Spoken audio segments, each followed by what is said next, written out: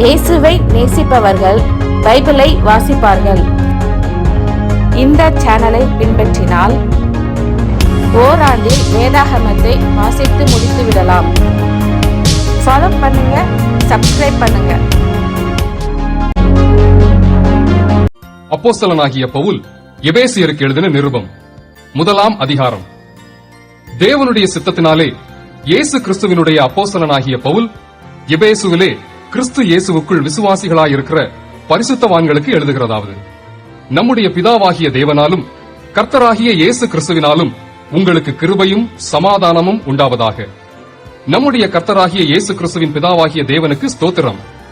அவர் கிறிஸ்துவுக்குள் உன்னதங்களிலே ஆவிக்குரிய சகல ஆசீர்வாதத்தினாலும் நம்மை ஆசீர்வதித்திருக்கிறார். தமக்கு முன்பாக நாம் அன்பில் பரிசுத்தம் உள்ளவர்களும் குற்றமில்லாதவர்களுமாய் இருப்பதற்கு அவர் உலகத் தோற்றத்துக்கு முன்னே கிறிஸ்துவுக்குள் நம்மை தெரிந்து கொண்டபடியே, பிரியமானவருக்குள் தாம் நமக்கு தந்தருளின தம்முடைய கிருபையின் மகிமைக்கு புகழ்ச்சியாக தம்முடைய தயவுள்ள சித்தத்தின்படியே நம்மை இயேசு கிறிஸ்து மூலமாய் தமக்கு சுவிகார புத்திரராகும்படி முன்குறித்திருக்கிறார். அவருடைய கிருபையின் ஐஸ்வர்யத்தின்படியே இவருடைய இரத்தத்தினாலே பாவ மன்னிப்பாகிய மீட்பு இவருக்குள் நமக்கு உண்டாயிருக்கிறது. அந்த கிருபையை அவர் சகல ஞானத்தோடும் புத்தியோடும் எங்களிடத்தில் பெருக பண்ணினார். காலங்கள் நிறைவேறும் போது விளங்கும் நியமத்தின்படி பரலோகத்தில் இருக்கிறவைகளும் பூலோகத்தில் இருக்கிறவைகளும் ஆகிய சகலமும் கிறிஸ்துவுக்குள்ளே கூட்டப்பட வேண்டுமென்று தமக்குள்ளே தீர்மானித்திருந்த தம்முடைய தயவுள்ள சித்தத்தின் ரகசியத்தை எங்களுக்கு அறிவித்தார். மேலும் கிறிஸ்துவின் மேல் முன்னே நம்பிக்கையாயிருந்த நாங்கள் அவருடைய மகிமைக்கு புகழ்ச்சியாயிருக்கும்படிக்கு தமது சித்தத்தின் ஆலோசனைக்கு தக்கதாக எல்லாவற்றையும் நடப்பிக்கிற அவருடைய தீர்மானத்தின்படியே நாங்கள் முன்குறிக்கப்பட்டு கிறிஸ்துவுக்குள் அவருடைய சுதந்திரமாகும்படி தெரிந்து கொள்ளப்பட்டோம். நீங்களும் உங்கள் ரட்சிப்பின் சுவிசேஷமாகிய சத்திய வசனத்தை கேட்டு விசுவாசிகளான போது வாக்குத்தத்தம் பண்ணப்பட்ட பரிசுத்த ஆவியால் அவருக்குள் முத்திரை போடப்பட்டீர்கள். அவருக்கு சொந்தமானவர்கள் அவருடைய மகிமைக்கு புகழ்ச்சியாக மீட்கப்படுவார்கள் என்பதற்கு ஆவியானவர் நம்முடைய சுதந்திரத்தின் அச்சாரமாயிருக்கிறார். ஆனபடினாலே கர்த்தராகிய இயேசுவின் மேலுள்ள உங்கள் விசுவாசத்தையும் பரிசுத்தவான்கள் எல்லார் மேலும் உள்ள உங்கள் அன்பையும் குறித்து நான் கேள்விப்பட்டு இடைவிடாமல் உங்களுக்காக ஸ்தோத்திரம் பண்ணி என் ஜெபங்களில் உங்களை நினைத்து நம்முடைய கர்த்தராகிய இயேசு கிறிஸ்துவின் தேவனும் மகிமையின் பிதாவுமானவர் தம்மை நீங்கள் அறிந்து கொள்வதற்கான ஞானத்தையும் தெளிவையும் அளிக்கிற ஆவியை உங்களுக்கு தந்துள்ள வேண்டும் என்றும், தாம் நம்மை அழைத்ததினாலே நமக்கு உண்டாயிருக்கிற நம்பிக்கை இன்னதென்றும், பரிசுத்தவான்களிடத்தில் தமக்கு உண்டாயிருக்கிற சுதந்திரத்தினுடைய மகிமையின் ஐஸ்வர்யம் இன்னதென்றும், தாம் கிறிஸ்துவை மரித்தோரிலிருந்து எழுப்பி அவரிடத்தில் நடப்பித்த தமது பலத்த சத்துவத்தின் வல்லமைப்படியே விசுவாசிக்கிறவர்களாகிய நம்மிடத்திலே காண்பிக்கும் தம்முடைய வல்லமையின் மகா மேன்மையான மகத்துவம் இன்னதென்றும் நீங்கள் அறியும்படிக்கு அவர் உங்களுக்கு பிரகாசமுள்ள மனக்கண்களை கொடுக்க வேண்டும் என்றும் வேண்டிக் கொள்கிறேன். எல்லா துரைத்தனத்துக்கும் அதிகாரத்துக்கும் வல்லமைக்கும் கர்த்தத்துவத்துக்கும் இம்மையில் மாத்திரமல்ல மறுமையிலும் பெயர் பெற்றிருக்கும் எல்லா நாமத்துக்கும் மேலாய் அவர் உயர்ந்திருக்கத்தக்கதாக அவரை உன்னதங்களில் தம்முடைய வலது பாரிசத்தில் உட்காரும்படி செய்து எல்லாவற்றையும் அவருடைய பாதங்களுக்கு கீழ்ப்படுத்தி எல்லாவற்றையும் எல்லாவற்றாலும் நிரப்புகிறவருடைய நிறைவாகிய சரீரமான சபைக்கு அவரை எல்லாவற்றிற்கும் மேலான தலையாக தந்தருளினார். அப்போஸ்தலனாகிய பவுல் எபேசியருக்கு எழுதின நிருபம் 2 அதிகாரம். அக்கிரமங்களினாலும் பாவங்களினாலும் மரித்தவர்களாயிருந்த உங்களை உயிர்ப்பித்தார். அவைகளில் நீங்கள் முற்காலத்திலே இவ்வுலக வழக்கத்திற்கேற்றபடியாகவும் கீழ்ப்படியாமையின் பிள்ளைகளிடத்தில் இப்பொழுது கிரியை செய்கிற ஆகாயத்து அதிகார பிரபுவாகிய ஆவிக்கேற்றபடியாகவும் நடந்து கொண்டீர்கள். அவர்களுக்குள்ளே நாம் எல்லாரும் முற்காலத்திலே நமது மாம்ச இச்சையின்படியே நடந்து நமது மாம்சமும் மனசும் விரும்பினவைகளைச் செய்து சுபாவத்தினாலே மற்றவர்களைப் போல கோபாக்கினையின் பிள்ளைகளாயிருந்தோம். தேவனோ இரக்கத்தில் ஐஸ்வர்யம் உள்ளவராய் நம்மில் அன்பு கூர்ந்த தம்முடைய மிகுந்த அன்பினாலே அக்கிரமங்களில் மறுத்தவர்களாயிருந்த நம்மை கிறிஸ்துவுடனே கூட உயிர்ப்பித்தார். கிருபையினாலே ரட்சிக்கப்பட்டீர்கள். கிறிஸ்து இயேசுவுக்குள் அவர் நம்மிடத்தில் வைத்த தயவினாலே தம்முடைய கிருபையின் மகா மேன்மையான ஐஸ்வர்யத்தை வருங்காலங்களில் விளங்கச் செய்வதற்காக கிறிஸ்து இயேசுவுக்குள் நம்மை அவரோடே கூட எழுப்பி உன்னதங்களிலே அவரோடே கூட உட்காரவும் செய்தார். கிருபையினாலே விசுவாசத்தை கொண்டு ரட்சிக்கப்பட்டீர்கள். இது உங்களால் உண்டானதல்ல, இது தேவனுடைய ஈவு. ஒருவரும் பெருமை பாராட்டாதபடிக்கு இது கிரியைகளினால் உண்டானதல்ல. ஏனெனில் நற்கிரியைகளை செய்கிறதற்கு நாம் கிறிஸ்து இயேசுவுக்குள் சிருஷ்டிக்கப்பட்டு தேவனுடைய செய்கையாய் இருக்கிறோம். அவைகளில் நாம் நடக்கும்படி அவர் முன்னதாக அவைகளை ஆயத்தம் பண்ணி இருக்கிறார். ஆனபடியினால் முன்னே மாம்சத்தின்படி புறஜாதியாராயிருந்து மாம்சத்தில் கையினாலே செய்யப்படுகிற விருத்த சேதனம் உடையவர்களால் விருத்த சேதனம் இல்லாதவர்கள் என்னப்பட்ட நீங்கள் அக்காலத்திலே கிறிஸ்துவை சேராதவர்களும் இஸ்ரவேலுடைய காணி ஆட்சிக்கு புறம்பானவர்களும் வாக்குத்தத்தத்தின் உடன்படிக்கைகளுக்கு அந்நியரும் நம்பிக்கை இல்லாதவர்களும் இவ்வுலகத்தில் தேவனற்றவர்களுமாய் இருந்தீர்கள் என்று நினைத்துக் கொள்ளுங்கள். முன்னே தூரமாயிருந்த நீங்கள் இப்பொழுது கிறிஸ்து இயேசுவுக்குள் கிறிஸ்துவின் ரத்தத்தினாலே சமீபமானீர்கள். எப்படியெனில் அவரே நம்முடைய சமாதான காரணராகி இருதரத்தாரையும் ஒன்றாக்கி பகையாக நின்ற பிரிவினையாகிய நடுச்சுவரை தகர்த்து சட்ட திட்டங்களாகிய நியாய பிரமாணத்தை தம்முடைய மாம்சத்தினாலே ஒழித்து இருதரத்தாரையும் தமக்குள்ளாக ஒரே புதிய மனுஷனாக சிருஷ்டித்து இப்படி சமாதானம் பண்ணி பகையை சிலுவையினால் கொன்று அதனாலே இருதரத்தாரையும் ஒரே சரீரமாக தேவனுக்கு ஒப்புரவாக்கினார். அல்லாமலும் அவர் வந்து தூரமாயிருந்த உங்களுக்கும் சமீபமாயிருந்த அவர்களுக்கும் சமாதானத்தை சுவிசேஷமாக அறிவித்தார். அந்தப்படியே நாம் இருதரத்தாரும் ஒரே ஆவியினாலே பிதாவினிடத்தில் சேரும் ஸ்லாக்கியத்தை அவர் மூலமாய் பெற்றிருக்கிறோம். ஆகையால் நீங்கள் இனி அந்நியரும் பரதேசிகளுமாயிராமல் பரிசுத்தவான்களோட ஒரே நகரத்தாரும் தேவனுடைய வீட்டாருமாயிருந்து அப்போஸ்தலர் தீர்க்கதரிசிகள் என்பவர்களுடைய அஸ்திவாரத்தின் மேல் கட்டப்பட்டவர்களுமாயிருக்கிறீர்கள். அதற்கு இயேசு கிறிஸ்து தாமே மூலைக்கல்லாய் இருக்கிறார். அவர் மேல் மாளிகை முழுவதும் இசைவாய் இணைக்கப்பட்டு கர்த்தருக்குள் பரிசுத்த ஆலயமாக எழும்புகிறது. அவர் மேல் நீங்களும் ஆவியினாலே தேவனுடைய வாசஸ்தலமாக கூட்டி கட்டப்பட்டு வருகிறீர்கள். அப்போஸ்தலனாகிய பவுல் எபேசியருக்கு எழுதின நிருபம் 3ஆம் அதிகாரம். இது நிமித்தம் பவுலாகிய நான் புறஜாதியாராயிருக்கிற உங்கள் பொருட்டு கிறிஸ்து இயேசுவின் நிமித்தம் கட்டுண்டவனாயிருக்கிறேன். உங்களுக்காக எனக்கு அளிக்கப்பட்டிருக்கிற தெய்வ கிருபைக்குரிய நியமமும் இன்னதென்று கேட்டிருப்பீர்களே. அதென்னவெனில் புறஜாதிகள் சுவிசேஷத்தினாலே உடன் சுதந்திரருமாய் ஒரே சரீரத்திற்குள்ளானவர்களுமாய் கிறிஸ்துவுக்குள் அவர் பண்ணின வாக்குத்தத்தத்துக்கு உடன் பங்காளிகளுமாய் இருக்கிறார்கள் என்கிற இந்த ரகசியத்தை அவர் எனக்கு வெளிப்படுத்தி அறிவித்தார். இதை குறித்து நான் முன்னமே சுருக்கமாய் எழுதியிருக்கிறேன்.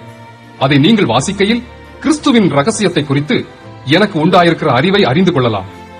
இந்த ரகசியம் இப்பொழுது அவருடைய பரிசுத்த அப்போஸ்தலருக்கும் தீர்க்கதரிசிகளுக்கும் ஆவியானவராலே வெளிப்படுத்தப்பட்டிருக்கிறது போல முற்காலங்களில் மனுபுத்திரருக்கு அறிவிக்கப்படவில்லை. தேவனுடைய பலத்த சத்துவத்தால் எனக்கு அளிக்கப்பட்ட வரமாகிய அவருடைய கிருபையினாலே இந்த சுவிசேஷத்துக்கு ஊழியக்காரனானேன். பரிசுத்தவான்கள் எல்லாரிலும் சிறியவனாகிய நான் கிறிஸ்துவினுடைய அளவற்ற ஐஸ்வர்யத்தை புறஜாதிகளிடத்தில் சுவிசேஷமாய் அறிவிக்கிறதற்காக இந்த கிருபை எனக்கு அளிக்கப்பட்டிருக்கிறது. தேவன் நம்முடைய கர்த்தராகிய கிறிஸ்து இயேசுவுக்குள் கொண்டிருந்த அனாதி தீர்மானத்தின்படியே உன்னதங்களில் உள்ள துரைத்தனங்களுக்கும் அதிகாரங்களுக்கும் அவருடைய அனந்த ஞானமானது சபையின் மூலமாய் இப்பொழுது தெரிய வரும் பொருட்டாக இயேசு கிறிஸ்துவை கொண்டு எல்லாவற்றையும் சிருஷ்டித்த தேவனுக்குள்ளே ஆதி காலங்கள் முதல் மறைந்திருந்த ரகசியத்தினுடைய ஐக்கியம் இனதென்று எல்லாருக்கும் வெளிப்படையாக காண்பிக்கிறதற்கு இந்த கிருபை எனக்கு அளிக்கப்பட்டிருக்கிறது. அவரை பற்றும் விசுவாசத்தால் அவருக்குள் நமக்கு தைரியமும் திட நம்பிக்கையோடே தேவனிடத்தில் சேரும் ஸ்லாக்கியமும் உண்டாயிருக்கிறது. ஆகையால் உங்கள் நிமித்தம் நான் அனுபவிக்கிற உபத்திரவங்களினால் நீங்கள் சோர்ந்து போகாதிருக்க வேண்டிக் கொள்கிறேன். அவைகள் உங்களுக்கு மகிமையாயிருக்கிறதே. இது நிமித்தம் நான் பரலோகத்திலும் பூலோகத்திலும் உள்ள முழு குடும்பத்துக்கும் நாம காரணராகிய நம்முடைய கர்த்தராயிருக்கிற இயேசு கிறிஸ்துவினுடைய பிதாவை நோக்கி முழங்கால் படியிட்டு, நீங்கள் அவருடைய ஆவியினாலே உள்ளான மனுஷனில் வல்லமையாய் பலப்படவும் விசுவாசத்தினாலே கிறிஸ்து உங்கள் இருதயங்களில் வாசமாயிருக்கவும் நீங்கள் அன்பிலே வேரூன்றி நிலை பெற்றவர்களாகி சகல பரிசுத்தவான்களோடும் கூட கிறிஸ்துவினுடைய அன்பின் அகலமும் நீளமும் ஆழமும் உயரமும் இன்னதென்று உணர்ந்து அறிவு கிட்டாத அந்த அன்பை அறிந்து கொள்ள வல்லவர்களாகவும் தேவனுடைய சகல பரிபூரணத்தாலும் நிறையப்படவும் அவர் தமது மகிமையினுடைய ஐஸ்வர்யத்தின்படியே உங்களுக்கு அனுகிரகம் பண்ண வேண்டும் என்று வேண்டிக் கொள்கிறேன். நாம் வேண்டிக் கொள்கிறதற்கும் நினைக்கிறதற்கும் மிகவும் அதிகமாய் நமக்குள்ளே கிரியை செய்கிற வல்லமையின்படியே நமக்கு செய்ய வல்லவராகி அவருக்கு சபையிலே கிறிஸ்து இயேசுவின் மூலமாய் தலைமுறை தலைமுறைக்கும் சதா காலங்களிலும் மகிமை உண்டாவதாக. ஆமென். அப்போஸ்தலனாகிய பவுல் எபேசியருக்கு எழுதின நிருபம் 4ஆம் அதிகாரம். ஆதலால் கர்த்தர் நிமித்தம் கட்டுண்டவனாகிய நான் உங்களுக்கு சொல்லுகிற புத்தி என்னவெனில், நீங்கள் அழைக்கப்பட்ட அழைப்புக்கு பாத்திரவான்களாய் நடந்து மிகுந்த மனத்தாழ்மையும் சாந்தமும் நீடிய பொறுமையும் உடையவர்களாய் அன்பினால் ஒருவரை ஒருவர் தாங்கி சமாதான கட்டினால் ஆவியின் ஒருமையை காத்துக் கொள்வதற்கு ஜாக்கிரதையாயிருங்கள். உங்களுக்கு உண்டான அழைப்பினாலே நீங்கள் ஒரே நம்பிக்கைக்கு அழைக்கப்பட்டது போல ஒரே சரீரமும் ஒரே ஆவியும் உண்டு. ஒரே கர்த்தரும் ஒரே விசுவாசமும் ஒரே ஞானஸ்நானமும் எல்லாருக்கும் ஒரே தேவனும் பிதாவும் உண்டு. அவர் எல்லார் மேலும் எல்லாரோடும் உங்கள் எல்லாருக்குள்ளும் இருக்கிறவர். கிறிஸ்துவினுடைய ஈவின் அளவுக்கு தக்கதாக நம்மில் அவனவனுக்கு கிருபை அளிக்கப்பட்டிருக்கிறது. ஆதலால் அவர் உன்னதத்திற்கு ஏறி சிறைப்பட்டவர்களை சிறையாக்கி மனுஷர்களுக்கு வரங்களை அளித்தார் என்று சொல்லியிருக்கிறார். ஏறினார் என்பதனாலே அவர் அதற்கு முன்னே பூமியின் தாழ்விடங்களில் இறங்கினார் என்று விளங்குகிறதல்லவா? இறங்கினவரே எல்லாவற்றையும் நிரப்பத்தக்கதாக எல்லா வானங்களுக்கும் மேலாக உன்னதத்திற்கு ஏறினவருமாயிருக்கிறார். மேலும் நாம் அனைவரும் தேவனுடைய குமாரனை பற்றும் விசுவாசத்திலும் அறிவிலும் ஒருமைப்பட்டவர்களாகி கிறிஸ்துவினுடைய நிறைவான வளர்ச்சியின் அளவுக்கு தக்க பூரண புருஷராகும் வரைக்கும் பரிசுத்தவான்கள் சீர்பொருந்தும் பொருட்டு சுவிசேஷ ஊழியத்தின் வேலைக்காகவும் கிறிஸ்துவின் சரீரமாகிய சபையானது பக்தி விருத்தி அடைவதற்காகவும் அவர் சிலரை அப்போஸ்தலராகவும் சிலரை தீர்க்கதரிசிகளாகவும் சிலரை சுவிசேஷகராகவும் சிலரை மெய்ப்பராகவும் போதகராகவும் ஏற்படுத்தினார். நாம் இனி குழந்தைகளாயிராமல் மனுஷருடைய சூதும் வஞ்சிக்கிறதற்கு ஏதுவான தந்திரமும் உள்ள போதகமாகிய பலவித காற்றினாலே அலைகளைப் போல அடிபட்டு அலைகிறவர்களாயிராமல் அன்புடன் சத்தியத்தை கைக்கொண்டு தலையாகிய கிறிஸ்துவுக்குள் எல்லாவற்றிலேயும் நாம் வளருகிறவர்களாயிருக்கும்படியாக அப்படி செய்தார்.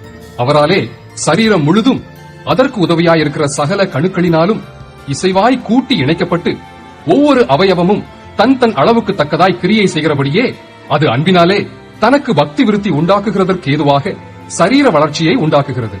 ஆதலால் கர்த்தருக்குள் நான் உங்களுக்கு சாட்சியாக சொல்லி எச்சரிக்கிறது என்னவெனில், மற்ற புறஜாதிகள் தங்கள் வீணான சிந்தையிலே நடக்கிறது போல நீங்கள் இனி நடவாமல் இருங்கள். அவர்கள் புத்தியில் அந்தகாரப்பட்டு தங்கள் இருதய கடினத்தினால் தங்களில் இருக்கும் அறியாமையினாலே தேவனுடைய ஜீவனுக்கு அந்நியராயிருந்து உணர்வில்லாதவர்களாய் சகலவித அசுத்தங்களையும் ஆவலோடே நடப்பிக்கும்படி தங்களை காம விகாரத்திற்கு ஒப்புக் கொடுத்திருக்கிறார்கள். நீங்களோ இவ்விதமாய் கிறிஸ்துவை கற்றுக்கொள்ளவில்லை. இயேசுவினிடத்தில் உள்ள சத்தியத்தின்படியே நீங்கள் அவரிடத்தில் கேட்டறிந்து அவரால் போதிக்கப்பட்டீர்களே. அந்தப்படி முந்தின நடக்கைக்குரிய மோசம் போக்கும் இச்சைகளாலே கெட்டுப்போகிற பழைய மனுஷனை நீங்கள் களைந்து போட்டு உங்கள் உள்ளத்திலே புதிதான ஆவி உள்ளவர்களாகி மெய்யான நீதியிலும் பரிசுத்தத்திலும் தேவனுடைய சாயலாக சிருஷ்டிக்கப்பட்ட புதிய மனுஷனை தரித்துக் கொள்ளுங்கள். அன்றியும் நாம் ஒருவருக்கொருவர் அவயவங்களாயிருக்கிறபடியால் பொய்யை களைந்து அவன் பிறனுடனே மெய்யை பேசக்கடவன். நீங்கள் கோபம் கொண்டாலும் பாவம் செய்யாதிருங்கள். சூரியன் அஸ்தமிக்கிறதற்கு முன்னாக உங்கள் எரிச்சல் தனிய கடவது. பிசாசுக்கு இடம் கொடாமலும் இருங்கள். திருடுகிறவன் இனி திருடாமல் குறைச்சல் உள்ளவனுக்கு கொடுக்கத்தக்கதாக தனக்கு உண்டாயிருக்கும்படி தன் கைகளினால் நலமான வேலை செய்து பிரயாசப்பட கடவன். கெட்ட வார்த்தை ஒன்றும் உங்கள் வாயிலிருந்து புறப்பட வேண்டாம். பக்தி விருத்திக்கு ஏதுவான நல்ல வார்த்தை உண்டானால் அதையே கேட்கிறவர்களுக்கு பிரயோஜனம் உண்டாகும்படி பேசுங்கள். அன்றியும் நீங்கள் மீட்கப்படும் நாளுக்கென்று முத்திரையாக பெற்ற தேவனுடைய பரிசுத்த ஆவியை துக்கப்படுத்தாதிருங்கள். சகலவிதமான கசப்பும் கோபமும் மூர்க்கமும் கூக்குரலும் தூஷணமும் மற்ற எந்த துர்குணமும் உங்களை விட்டு நீங்க கடவது. ஒருவருக்கொருவர் தயவாயும் மன உருக்கமாயும் இருந்து கிறிஸ்துவுக்குள் தேவன் உங்களுக்கு மன்னித்தது போல நீங்களும் ஒருவருக்கொருவர் மன்னியுங்கள். அப்போஸ்தலனாகிய பவுல் எபேசியருக்கு எழுதின நிருபம் 5ஆம் அதிகாரம். ஆதலால் நீங்கள் பிரியமான பிள்ளைகளைப் போல தேவனை பின்பற்றுகிறவர்களாகி கிறிஸ்து நமக்காக தம்மை தேவனுக்கு சுகந்த வாசனையான காணிக்கையாகவும் பலியாகவும் ஒப்புக் கொடுத்து நம்மில் அன்பு கூர்ந்தது போல நீங்களும் அன்பிலே நடந்து கொள்ளுங்கள். மேலும் பரிசுத்தவான்களுக்கு ஏற்றபடி வேசித்தனமும் மற்றெந்த அசுத்தமும் பொருளாசையும் ஆகிய இவைகளின் பேர் முதலாய் உங்களுக்குள்ளே சொல்லப்படவும் கூடாது. அப்படியே வம்பும் புத்தியீனமான பேச்சும் பரியாசமும் தகாதவைகள். ஸ்தோத்திரம் செய்தலே தகும். விபசாரக்காரனாவது அசுத்தனாவது விக்கிரகாராதனைக்காரனாகிய பொருளாசைக்காரனாவது தேவனுடைய ராஜ்யமாகிய கிறிஸ்துவின் ராஜ்யத்திலே சுதந்திரம் அடைவதில்லை என்று அறிந்திருக்கிறீர்களே. இப்படிப்பட்டவைகளின் நிமித்தமாக கீழ்ப்படியாமையின் பிள்ளைகள் மேல் தேவ கோபாக்கனை வருவதால் ஒருவனும் உங்களை வீண் வார்த்தைகளினாலே மோசம் போக்காதபடிக்கு எச்சரிக்கையாயிருங்கள். அவர்களுக்கு பங்காளிகளாகாதிருங்கள். முற்காலத்தில் நீங்கள் அந்தகாரமாயிருந்தீர்கள், இப்பொழுதோ கர்த்தருக்குள் வெளிச்சமாயிருக்கிறீர்கள். வெளிச்சத்தின் பிள்ளைகளாய் நடந்து கொள்ளுங்கள். ஆவியின் கனி சகல நற்குணத்திலும் நீதியிலும் உண்மையிலும் விளங்கும். கர்த்தருக்கு பிரியமானது இன்னதென்று நீங்கள் சோதித்து பாருங்கள். கனியற்ற அந்தகார கிரியைகளுக்கு உடன்படாமல் அவைகளை கடிந்து கொள்ளுங்கள். அவர்களால் ஒளிப்பிடத்தில் செய்யப்படும் கிரியைகளை சொல்லுகிறதும் அவலட்சணமாயிருக்கிறதே. அவைகளெல்லாம் கடிந்து கொள்ளப்பட்டு வெளிச்சத்தினால் வெளியரங்கமாகும். வெளியரங்கமாக்குகிறதெல்லாம் வெளிச்சமாயிருக்கிறது. ஆதலால் தூங்குகிற நீ விழித்து மரித்தோரை விட்டு எழுந்திரு. அப்பொழுது கிறிஸ்து உன்னை பிரகாசிப்பிப்பார் என்று சொல்லியிருக்கிறார். ஆனபடியினாலே நீங்கள் ஞானமற்றவர்களைப் போல நடவாமல் ஞானமுள்ளவர்களைப் போல கவனமாய் நடந்து கொள்ள பார்த்து நாட்கள் பொல்லாதவைகளானதால் காலத்தை பிரயோஜனப்படுத்திக் கொள்ளுங்கள். ஆகையால் நீங்கள் மதியற்றவர்களாயிராமல் கர்த்தருடைய சித்தம் இன்னதென்று உணர்ந்து கொள்ளுங்கள். துன்மார்க்கத்துக்கு ஏதுவான மதுபான வெறி கொள்ளாமல் ஆவியினால் நிறைந்து சங்கீதங்களினாலும் கீர்த்தனைகளினாலும் ஞான பாட்டுகளினாலும் ஒருவருக்கொருவர் புத்தி சொல்லிக்கொண்டு உங்கள் இருதயத்தில் கர்த்தரை பாடி கீர்த்தனம் பண்ணி நம்முடைய கர்த்தராகிய இயேசு கிறிஸ்துவின் நாமத்தினாலே எப்பொழுதும் எல்லாவற்றிற்காகவும் பிதாவாகிய தேவனை ஸ்தோத்திரித்து தெய்வ பயத்தோடே ஒருவருக்கொருவர் கீழ்ப்படிந்திருங்கள். மனைவிகளே, கர்த்தருக்கு கீழ்ப்படுகிறது போல உங்கள் சொந்த புருஷருக்கும் கீழ்ப்படியுங்கள். கிறிஸ்து சபைக்கு தலையாய் இருக்கிறது போல புருஷனும் மனைவிக்கு தலையாய் இருக்கிறான். அவரே சரீரத்திற்கும் இரட்சகராய் இருக்கிறார். ஆகையால் சபையானது கிறிஸ்துவுக்கு கீழ்ப்படுகிறது போல மனைவிகளும் தங்கள் சொந்த புருஷர்களுக்கு எந்த காரியத்திலேயும் கீழ்ப்படிந்திருக்க வேண்டும். புருஷர்களே, உங்கள் மனைவிகளில் அன்பு கூறுங்கள். அப்படியே கிறிஸ்துவும் சபையில் அன்பு கூர்ந்து தாம் அதை திருவசனத்தைக் கொண்டு தண்ணீர் முழுக்கினால் சுத்திகரித்து பரிசுத்தமாக்குகிறதற்கும் கரை திரை முதலானவைகள் ஒன்றும் இல்லாமல் பரிசுத்தமும் பிழையற்றதுமான மகிமையுள்ள சபையாக அதை தமக்கு முன் நிறுத்திக் கொள்வதற்கும் தம்மைத்தாமே அதற்காக ஒப்புக் கொடுத்தார். அப்படியே புருஷர்களும் தங்கள் மனைவிகளை தங்கள் சொந்த சரீரங்களாக பாவித்து அவர்களில் அன்பு கூற வேண்டும். தன் மனைவியில் அன்பு கூறுகிறவன் தன்னில் தான் அன்பு கூறுகிறான். தன் சொந்த மாம்சத்தை பகைத்தவன் ஒருவனும் இல்லையே. கர்த்தர் சபையை போஷித்து காப்பாற்றுகிறது போல ஒவ்வொருவனும் தன் மாம்சத்தை போஷித்து காப்பாற்றுகிறான். நாம் அவருடைய சரீரத்தின் அவயவங்களாயும் அவருடைய மாம்சத்திற்கும் அவருடைய எலும்புகளுக்கும் உரியவர்களாயும் இருக்கிறோம். இது நிமித்தம் மனுஷன் தன் தகப்பனையும் தன் தாயையும் விட்டு தன் மனைவியுடன் இசைந்து இருவரும் ஒரே மாம்சமாய் இருப்பார்கள். இந்த ரகசியம் பெரியது.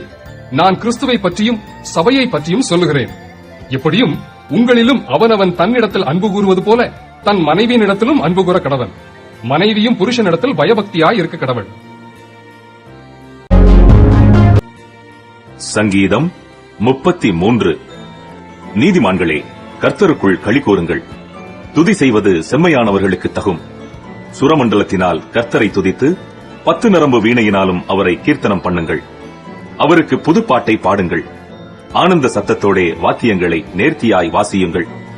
கர்த்தருடைய வார்த்தை உத்தமமும் அவருடைய செய்கையெல்லாம் சத்தியமுமாயிருக்கிறது. அவர் நீதியிலும் நியாயத்திலும் பிரியப்படுகிறார். பூமி கர்த்தருடைய காருண்யத்தினால் நிறைந்திருக்கிறது. கர்த்தருடைய வார்த்தையினால் வானங்களும் அவருடைய வாயின் சுவாசத்தினால் அவைகளின் சர்வசேனையும் உண்டாக்கப்பட்டது. அவர் சமுத்திர ஜலங்களை குவியலாக சேர்த்து ஆழமான ஜலங்களை பொக்கிஷ வைப்பாக வைக்கிறார். பூமியெல்லாம் கர்த்தருக்கு பயப்படுவதாக. உலகத்தில் உள்ள குடிகளெல்லாம் அவருக்கு அஞ்சியிருப்பதாக. அவர் சொல்ல ஆகும், அவர் கட்டளையிட நிற்கும். கர்த்தர் ஜாதிகளின் ஆலோசனையை விருதாவாக்கி ஜனங்களுடைய நினைவுகளை அவமாக்குகிறார். கர்த்தருடைய ஆலோசனை நித்திய காலமாகவும் அவருடைய இருதயத்தின் நினைவுகள் தலைமுறை தலைமுறையாகவும் நிற்கும். கர்த்தரை தங்களுக்கு தெய்வமாக கொண்ட ஜாதியும் அவர் தமக்கு சுதந்திரமாக தெரிந்து கொண்ட ஜனமும் பாக்கியமுள்ளது. கர்த்தர் வானத்திலிருந்து நோக்கி பார்த்து எல்லா மனுபுத்திரரையும் காண்கிறார். தாம் வாசமாயிருக்கிற ஸ்தானத்திலிருந்து பூமியின் குடிகள் எல்லார் மேலும் கண்ணோக்கமாயிருக்கிறார். அவர்களுடைய இருதயங்களை எல்லாம் அவர் உருவாக்கி அவர்கள் செய்கைகளை எல்லாம் கவனித்திருக்கிறார். எந்த ராஜாவும் தன் சேனையின் மிகுதியால் ரட்சிக்கப்படான். சௌரியவானும் தன் பலத்தின் மிகுதியால் தப்பான். ரட்சிக்கிறதற்கு குதிரை விருதா, அது தன் மிகுந்த வீரியத்தால் தப்புவியாது.